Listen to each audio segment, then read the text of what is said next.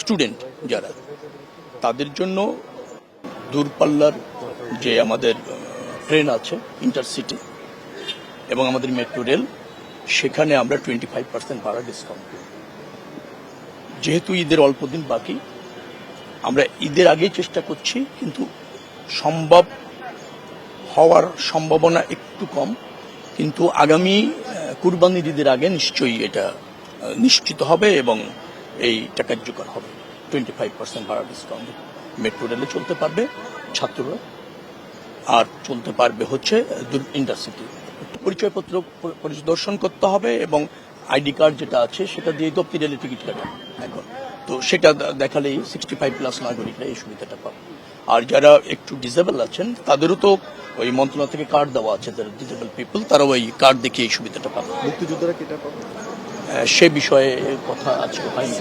মুক্তিযোদ্ধাদের জন্য কি আলাদা বয়স্কদের ক্যাটাগরি তো হয়েছে, তো সেখানে মানে কে কোন শ্রেণীর সেটা না, বয়স অনুপাতে এটা করা আছে। 65+ যারা আছে নিশ্চয়ই তারা অনলাইনে ওখানে অপশন থাকবে, আপনি আইডি কার্ড দেখালে 65+ হলেই আপনি ওই 25% ডিসকাউন্ট পেয়ে যাবেন।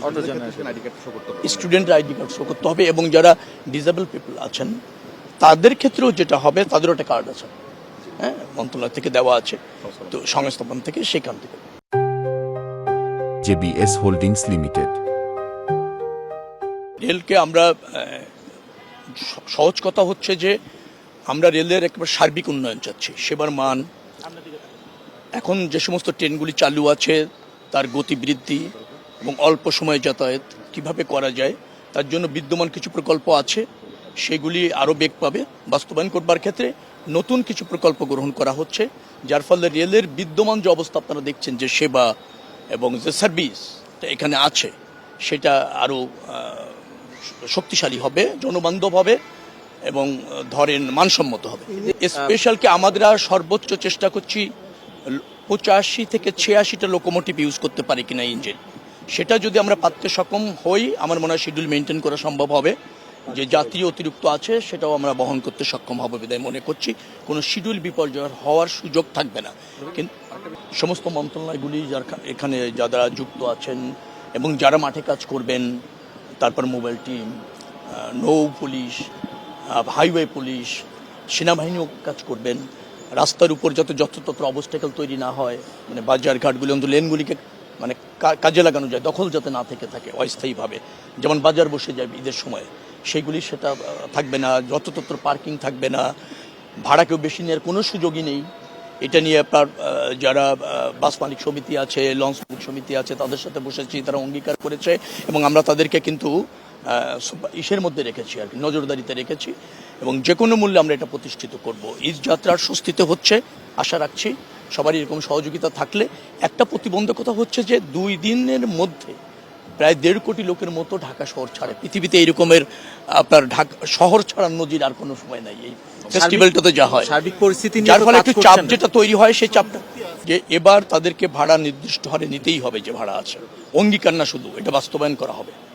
তারা যেটা বলেছে, একটা দাবি আমাদের কাছে করেছে যে বাসটা যখন খালি আসতে চায় বা আসতে হয়, তাদেরকে সেতু যখন ক্রস করতে হয় টোলটা ফ্রি করে দেওয়া যায় কিনা, এতটুকু দাবি তাদের আছে।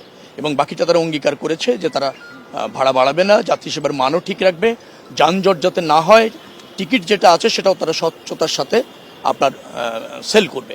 এসব ব্যাপারে আমাদের মনিটরিং আছে, ভাড়া বাড়ানোর কোনো সুযোগ নেই।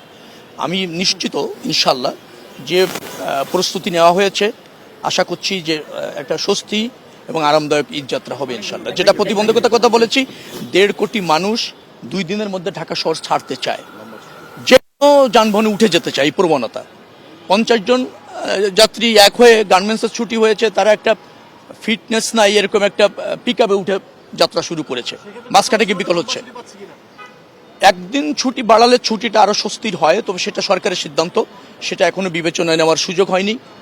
পরিস্থিতি অনুসারে আগামীতে হয়তো সেই সিদ্ধান্ত যত লিখতে পারে। না, সেটা এখনো সময় আছে, এখনো আমাদের প্রাক প্রস্তুতিগুলি চলছে, যে আমরা কিভাবে ফাংশন করব এবং করাবো এবং মাঠে থাকবো, সেই জায়গার প্রস্তুতিটা চলছে, সেটা আগামীতে বলা যাবে।